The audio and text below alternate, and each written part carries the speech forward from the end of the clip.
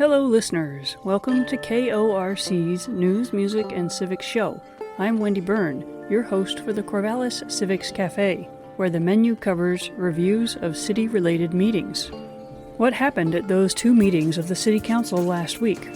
How about the 3 meetings held by city advisory groups? Let's talk about it. On Monday, March 2nd, the first item on the agenda for the City Council meeting was a hearing for the Stratton annexation, a 4.8-acre parcel of land on the east side of Brooklane Drive near Knollbrook Avenue. In 1959, this parcel was platted to be developed into 14 single-family homes, but for some reason, that never happened. Fast forward to 2026, and the current owner of the property would like to bring it inside city limits for development. The city and the property owner have entered into a special agreement that will require a replat of the property after annexation, such that the natural features, i.e. wetlands, present on the property will be protected from development. We did enter into an annexation agreement with the applicant that states that they need to replat all of the property, and then the resultant parcels that are fully encumbered with natural resources would be rezoned to recognize them as permanently protected. Satisfied that the annexation will allow some new housing to be built while also identifying and protecting the wetlands, the City Council voted unanimously to approve the annexation. For those wondering what the Planning Commission had to say about this, they said nothing, as annexations of properties of 5 acres or less no longer go to the Planning Commission, but proceed directly to hearings of the City Council. During the second hearing of the night, the City Council and City staff corrected a procedural error that occurred in 2023 when the city first adopted the multiple-use property tax exemption program. Due to understaffing and management restructuring issues in January of 2023, the final step of the public hearing for this program was overlooked. You will hear this program called by its acronym MUPTE. MUPTE, short for Multiple-Use Property Tax Exemption, uses property tax exemptions to incentivize the construction of multi-use buildings within the city. On Monday night, the City Council spent less than 10 minutes on this section of their agenda, voting unanimously to adopt the MUPTE program statutes. As a final step in correcting the procedural error, at a future meeting, the City Council could be asked to ratify Resolution 2025-07, approving a multiple-use property tax exemption for the OB Company's construction that is currently underway downtown. This is a procedural thing that needs to be cleaned up. We apologize for this. One other procedural thing, if probably at the next meeting, we'll have to re-adopt the OB award because that has to happen now after this. So, I imagine that, with this step in the process finally corrected, the City Council will now be presented with several more requests for this type of property tax exemption from developers, such as the 13-story building proposed for Southwest 4th Street between Western and Adams. Hold on to your hats, Corvallis. Here come the winds of growth. During his time for comments, Council President Tony Cadena of Ward 9 discussed some of the big rocks the City Council is working on moving this year, which includes forming and running a political action committee to support the 4 city charter-related measures on the ballot this spring in May. Clocking in at less than 90 minutes. Surprisingly, the meeting adjourned before 7:30 p.m., perhaps a record for brevity. Folks may or may not remember that in 2024, the council members had a conversation with an outside consultant about big rocks, and the consequences of that conversation continue to ripple through to the City Council members of today. And there are a whole lot of things on our plate over the next 10 months. Big things. We've talked about big rocks that we're going to be talking about. And the council's going to be faced with difficult decisions. On Tuesday, March 3rd, the Downtown Vitality Strategy Task Force held an all-task force meeting, making an effort to include as many members as possible of the full task force. As always, they opened their meeting with a section titled, Good News to Share. I look forward to this section because I enjoy hearing news about changes to our downtown. This week, kudos were shared for the work done at the old J.C. Penney's at the corner of 4th and Madison, now known as the Plaza. There were also updates about Grassroots Bookstore and the Runway retail store. Considering all the hustle and bustle in our downtown these days, I ask you, listener, is there not revitalization actively underway in Corvallis? By the time we get to vote on urban renewal in November, what will we be voting for? Well, the Downtown Vitality Strategy Task Force is hoping to answer that for us and for the City Council. Despite the changes and the growth we are seeing downtown these days, there are several expensive key improvements that, to be completed, will need to pull funds from a larger bucket, the type of bucket that might be filled by tax increment financing. Those things are harder to see, such as improvements to the utility infrastructure, think electricity distribution and water management, improvements to our roads, think about pavement as well as intersection management, and the creation of community gathering spots, such as a bandshell on the waterfront. The task force members discussed the remaining tasks for the subcommittee meetings in March and April. It appears that as a group, the Downtown Vitality Strategy Task Force has moved from gathering to analyzing community input. On Wednesday, there were meetings of both the Community Police Advisory Board and the Planning Commission. The recording of the Planning Commission meeting can be found at vimeo.com/City of Corvallis.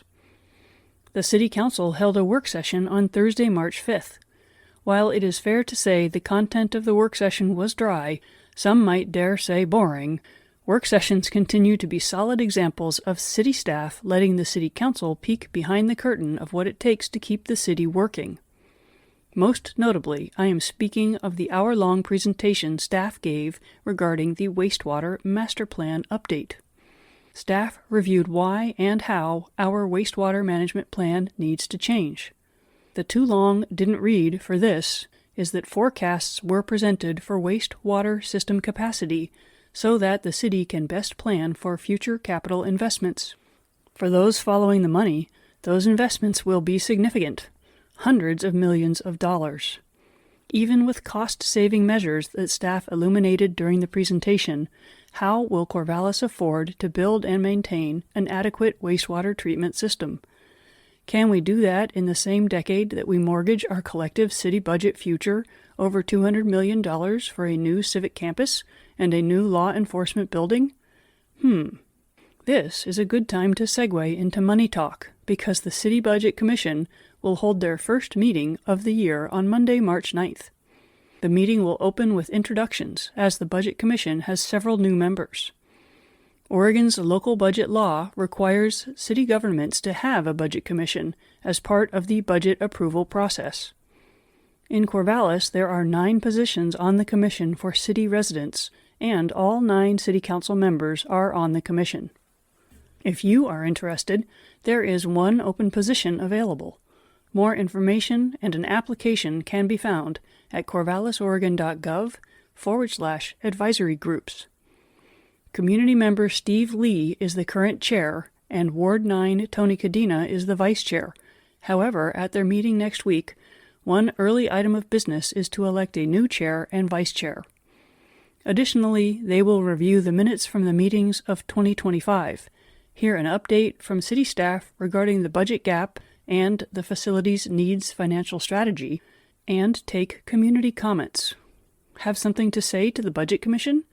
The deadline to register for oral testimony and to submit written comments is 12 p.m. on the day of the meeting, and can be done via email at this address: city.recorder@corvallisoregon.gov. There are 2 meetings of subcommittees of the Downtown Vitality Strategy Task Force planned for next week. On Tuesday, the Economy Subcommittee meets, and on Wednesday, the Infrastructure Subcommittee meets. At their respective meetings, the 2 groups will be focused on the same goals: organizing the feedback received during their community outreach, gauging the level of community support for each of the actions on the 26 items that the task force has identified, and identifying any predominant themes missing from those items. This work, and the work the committees do in April, will help inform the final report that the task force is expected to deliver to the City Council in June. On March 10th, at the meeting of the Historic Resources Commission, There will be a presentation from University of Oregon staff from the Institute for Policy Research and Engagement, who are partnering with our Historic Resources Commission to develop historic design guidelines for Corvallis. If historic preservation is your jam, mark your calendar for this meeting and attend in person at 6:30 p.m. on Tuesday, March 10th at the Madison Avenue Meeting Room or online via Zoom. Registration instructions can be found at corvallisoregon.gov/calendar. There are 2 other items of note that you might want to put on your civic calendar for March. On Wednesday, March 18th, the League of Women Voters of Corvallis will hold a program titled Sheltering Our Unhoused Population, Are We Making Progress?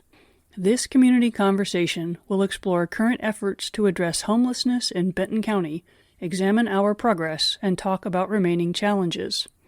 That's on Wednesday, March 18th, from 6:30 to 8 at the Corvallis Benton County Public Library. Find out more information at lwvcorvallis.org.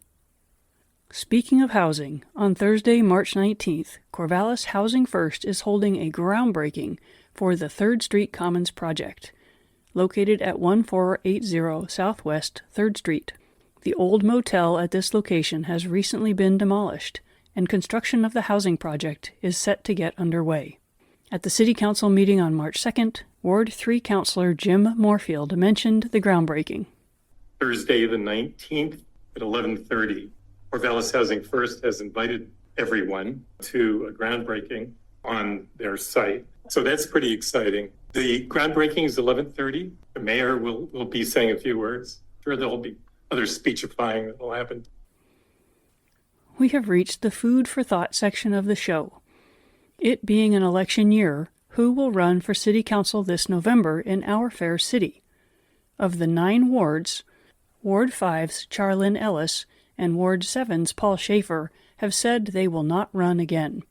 There is speculation that Ward 4's Ava Olson will graduate from Oregon State University and move away, thus leaving her seat open. At one point, I heard someone say Ward 9 Tony Cadena would not run again. Who will run for those seats, and who might decide to challenge the other 5 councilors? This happens to be a year when the mayor's seat is up for election. Will anyone challenge Charles Maughan? For Benton County, Commissioner Pat Malone has a challenger for his seat. His name is John Wilson, and he is a city councilor from Adair Village. Interestingly, on Friday, March 6th, the League of Women Voters Corvallis dropped 2 videos on their YouTube page, one for Pat Malone and one for John Wilson, which gives them the opportunity to answer the same 5 questions on solid waste management, increased federal immigration enforcement, gaps in community care, public input in decision-making, and Benton County's comprehensive plan update. Speaking of the Benton County Commissioners, did you hear that on March 4th, at a special hearing, the 3 county commissioners unanimously voted to deny the landfill expansion application? That is good news, and it's a good place to end today's show. Thanks for joining me at the Corvallis Civics Cafe. I hope the show serves you useful information about local civics and inspires you to engage with our city. Whether you follow the show as part of KORCFM.com, on the radio at 105.9 FM, or as a standalone podcast. If you have feedback for me, you can reach me at wendy@korcfm.com. Until next time, I'm Wendy Byrne for KORC's News, Music, and Civics. I can't remember if it was former Governor Kitzhaber or Kulongowski said there's 2 things Oregonians hate: sprawl and density.